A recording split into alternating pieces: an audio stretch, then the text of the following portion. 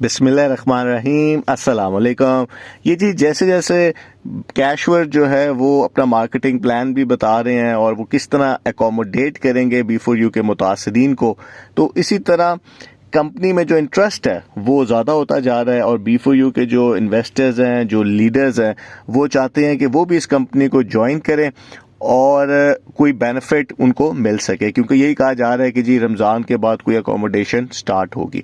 अब इसमें जो इशू है वो ये है कि जो लीडर्स हैं वो चाहते हैं कि जी फ्री अकोमोडेशन हो, यानी कि उनको कोई पैसे और ना देना पड़े, क्योंकि उनकी जो टीम्स हैं उन्होंने अब दोबारा तो उनको पैसे देने भी नहीं हैं, क्योंकि एक दफ़ा वो पैसे दे के अपने फंसा चुके हुए हैं। तो वो ये चाह रहे हैं कि जी फ्री अकोमोडेशन उनको मिल जाए। और जो मुल्की हालात हैं, बहुत सारे लोग जो है वो पैसे अब निकालना भी नहीं चाहेंगे तो अपनी जेबों से। तो लेकिन जो कंपनी है वो तो कहती है कि जी आपने हमें ज्वाइन करना है तो आपने पैसों के साथ ज्वाइन करना है। और ये कंपनी ने बड़ा क्लियर कर दिया है कि ज्वाइनिंग का मतलब ये नहीं है कि आप बस वेबसाइट के ऊपर जाके ईमेल डाल के ज्वाइनिंग कर लें, आपने उसमें इन्वेस्टमेंट भी करनी है।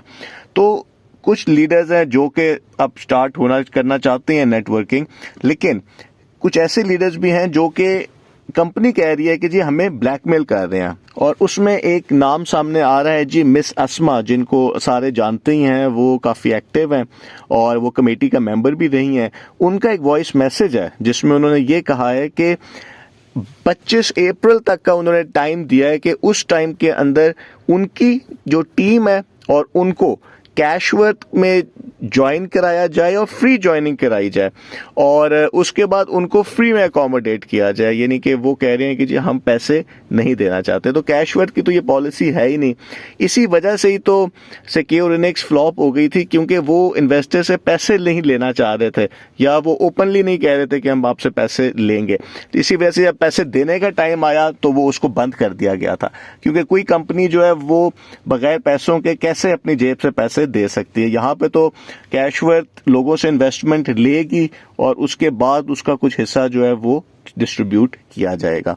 तो इसके ऊपर कंपनी ने कहा है कि जी ये ब्लैकमेलर्स हैं और ये जो मर्जी कर लें, हमें कोई फर्क नहीं पड़ता। दूसरा जो कमर जैदी साहब हैं जो कि कमेटी मेंबर थे, उनके ऊपर काफ़ी इल्ज़ाम भी लगे और उन्होंने भी अपनी पोजीशन कई दफ़ा वाज़े की है।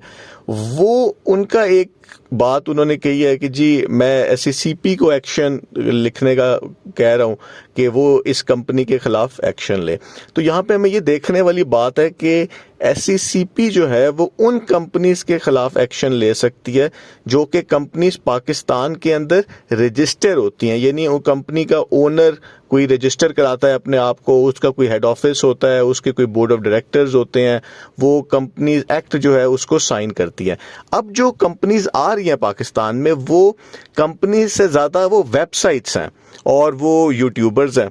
तो ऐसी कंपनीज के खिलाफ SECP बहुत ज़्यादा एक्शन नहीं ले सकती, क्योंकि वो उनकी डोमेन के अंदर ही नहीं आती। B4U के खिलाफ इसलिए SECP ने एक्शन लिया था क्योंकि B4U पाकिस्तान के अंदर उनके जो कारोबार थे वो रजिस्टर हुए थे और यही केस बना था इनके ऊपर कि जी आपने जो MLM वाला काम किया, यानी कि मल्टी लेवल मार्केटिंग की है और बहुत ज़्यादा प्रॉफिट का जो वादा किया है, ये आप नहीं कर सकते थे। लेकिन वो एक लॉ इन्फोर्समेंट एजेंसी नहीं है। लॉ इन्फोर्समेंट एजेंसीज आपकी FIA होती हैं, NAB होती हैं। इसी वजह से जब कंपनी को तो जुर्माना कर दिया था SECP ने, लेकिन जब उन्होंने CO साहब के ऊपर एक्शन लेना था तो उन्होंने केस NAB को भेज दिया था। तो जो कमर साहब हैं वो जब ये SECP के खिलाफ SECP को लिखेंगे तो उनको जो चांस है वो यही है कि उनको रिप्लाई आएगा कि जी हम इस कंपनी के खिलाफ तो एक्शन नहीं ले सकते, लेकिन आप किसी भी ऐसी कंपनी में इन्वेस्टमेंट ना करें जो आपको बहुत ज़्यादा प्रॉफिट का लालच देती है, जो कि SECP कहती भी रही है। बार बार उनके सर्कुलर्स भी आपको पता है कि आते हैं।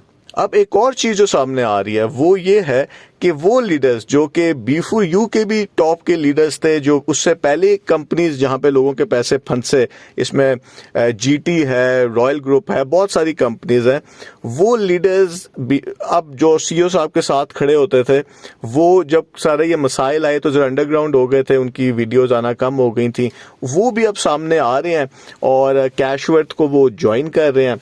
और इसका मतलब ये है कि वो नेटवर्कर्स हैं और वो बोलने में भी बड़े अच्छे हैं, तो वो अब तैयार हैं कि जी वो नया बिजनेस लेके आएंगे, और जब नया बिजनेस आएगा तो कैशवर्थ जो है उसके पास जब इन्वेस्टमेंट आएगी तो वो ज़रूर ये जो कंपनीज होती हैं MLM कंपनीज, वो जब स्टार्ट होती हैं तो वो प्रॉफिट शेयरिंग भी कर रही होती हैं।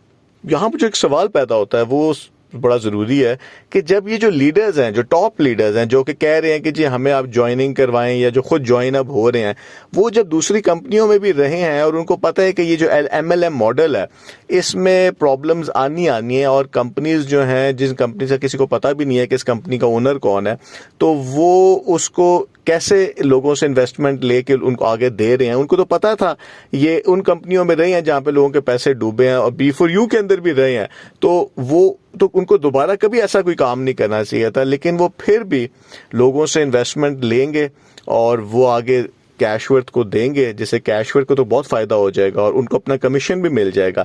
लेकिन क्या उनको ये काम करना चाहिए अपने पास्ट एक्सपीरियंस, जो उनका माजी में जो उनका तजर्बा रहा है MLM के अंदर, लेकिन वो फिर भी ये काम करेंगे। तो ये है जी इस टाइम के ऊपर सिचुएशन। कंपनी ने बिल्कुल क्लियर कर दिया हुआ है कि सिर्फ उन्हीं को एकोमोडेट किया जाएगा जो कि ज्वाइन करेंगे और कंपनी की तरक्की के अंदर, सक्सेस के अंदर हिस्सा डालेंगे, यानी कि वो इन्वेस्टमेंट लेके आएंगे, और लोग इन्वेस्टमेंट इस टाइम के ऊपर नहीं करना चाहते। तो ये एक सिचुएशन है इस टाइम के ऊपर। देखते हैं कि जी क्या आगे अपडेट आती है। बहुत बहुत शुक्रिया।